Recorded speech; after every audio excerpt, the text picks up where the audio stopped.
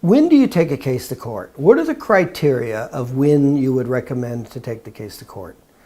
And so let me go into those criteria. And remember, you will know more than the attorney. You would think the attorney knows. No, because the attorney doesn't know the intricacies of the medicals. You're the one that should know, and you're the one that should guide the attorney on the strength of the case, okay? And that's what I did. So, and that's tremendously valuable. So, and if you recall, I say, I never lost a case in court. Well, one of the reasons I never lost a case in court is I knew when not to go to court. So let me share with you the categories of when to take a case of court, or when to recommend to your attorney to take a case of court, or what's the strength of the case, okay? So let's look at the strength of the case from the medical perspective, okay? So one is mechanism of injury. The mechanism of injury shows the cause and effect relationship. So that's very important. So the clearer the mechanism of injury, the better, okay? Number two, injury magnifiers. Do you need injury magnifiers to increase the strength of the case or to take it to court? The answer is no. No, you don't. You don't need any injury magnifiers at all, okay? Most cases do have injury magnifiers. I found they have anywhere from 2 to 4. Most low impact soft tissue spinal injuries, I found from practicing, have 2 to 4, and that they become significant and help support the case is what happens. But do you need them? No. 3, subjective findings. Do you need subjective findings at MMI? Well, you don't need them, but yeah, it's pretty important that the person has some subjective findings if you're going to go to court. But you don't need subjective findings. Remember, a lot of people have cancer and don't even know they have cancer. Does that mean they don't have cancer? No. It just means they don't have the symptoms from cancer. That's all. So it obviously is better if the person does have symptoms. And I'm talking about an MMI. And it helps if the patient has, now this is where we get back to the categories that I was talking about. These are the important categories, which is high or low sensitivity testing, high or low probability, primary, secondary, or relevance. Those are some of the categories we're going to pay attention to. So what's important here is, do I have what I would call primary subjective findings? Are they relevant? Are they relevant to that injury? See, if the major problem was the neck, and they don't really have any problems with the foot, the foot's not going to help me a whole lot. I want symptoms relative to the neck if that's where all my findings are. And that's more of primary related. So when I say primary related, there's neck pain, headaches, and other things directly related to the neck. Those are primary. So does it help to have? Do I need it? No. Do I definitely want it? Yeah. And I want them that are totally related. I want them related. And I want it obviously related. And it helps if there's more than 2. But a lot of times you don't. A lot of times the only symptom at MMI is pain. That's it. Okay, so next, same with hybrid findings. Hybrid findings are important. So again, what do we want with do we want hybrid findings? Yes. Yes, we do. And when we do have hybrid findings, I want that box checked. And I want primary findings. In other words, that test shows you have that problem. That's a primary finding, okay? And it's specifically relevant to that injury. See, those are all primary. If I have secondary findings, that's good. So the more primary findings that I have, the better.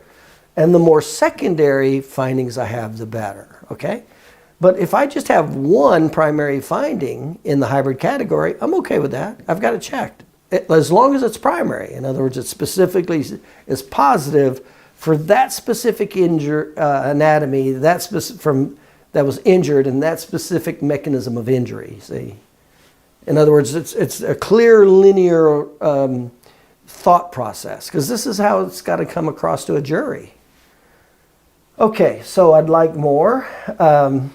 Same with objective findings. Do I need objective findings? You do. Are you going to go to court What's the chances of going to court without having any objective findings and having any success at all? It's slim to none. All of these, the anchor of subjective, hybrid, and objective is objective. You've got to have your objective findings for that low impact soft tissue spinal injury. You got to be really good at it. You got to look for them. You got to get them. You got to find them. You got to document them. You got to quantify them.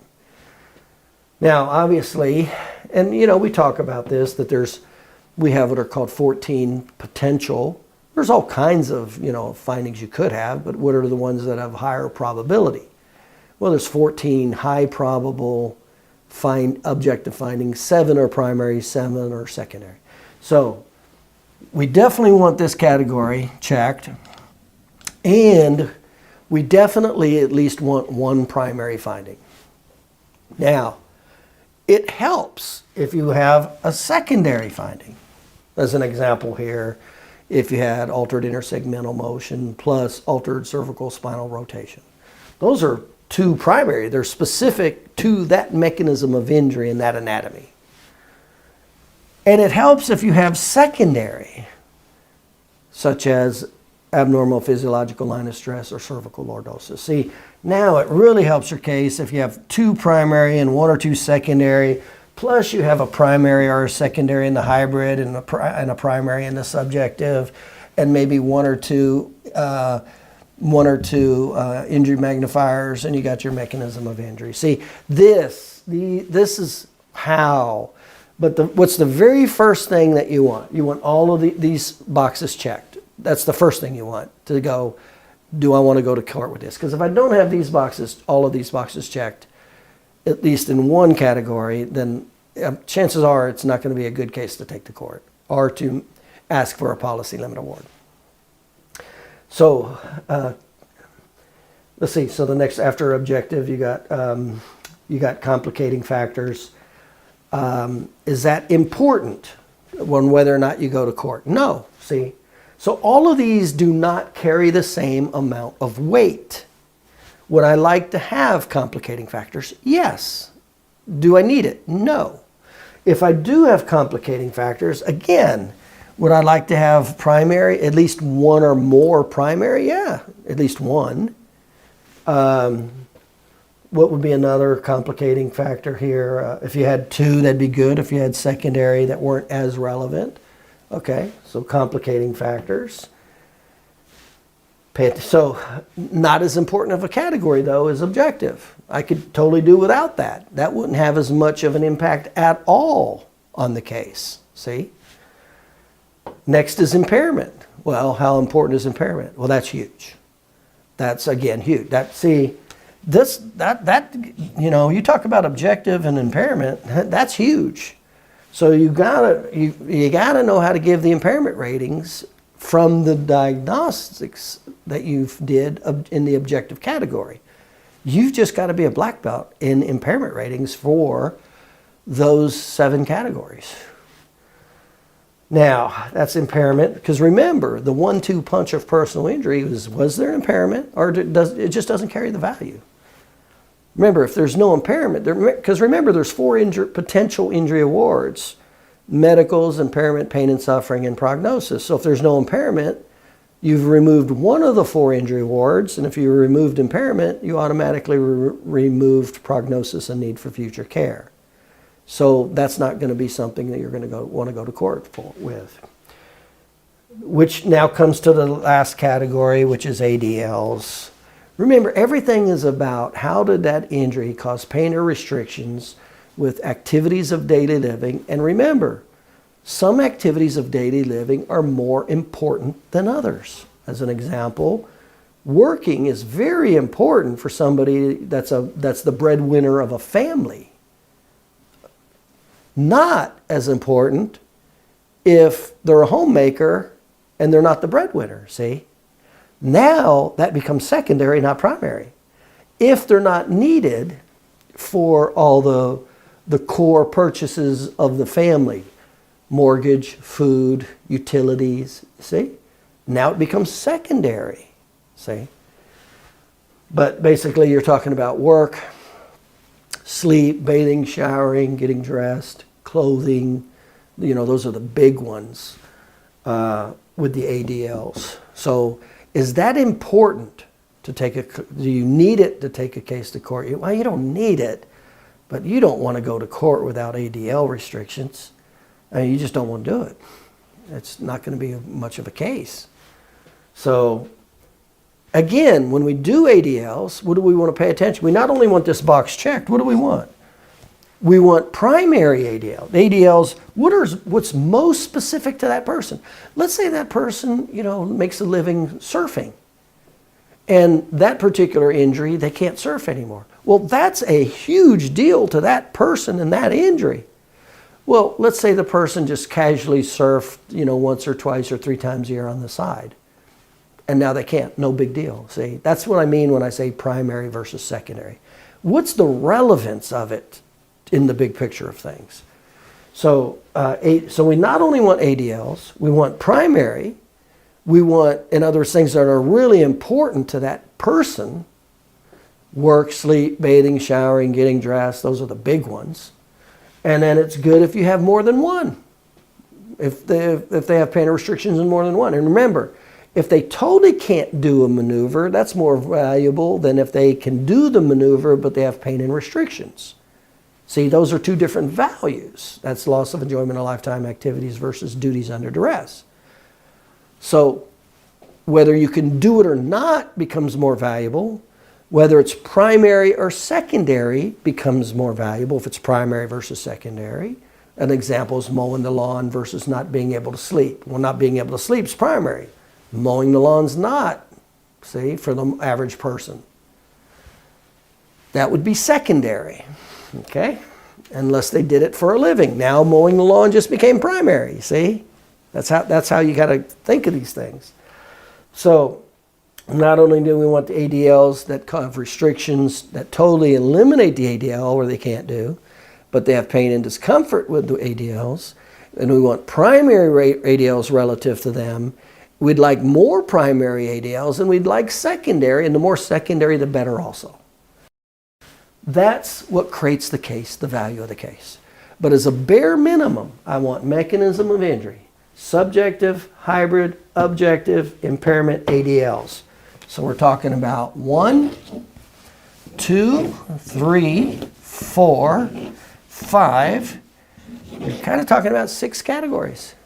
6 categories are vital. They have documentation in 6 categories to ask for a policy limit award or go to court. Was there a mechanism of injury? Was there primary subjective findings at MMI? Okay.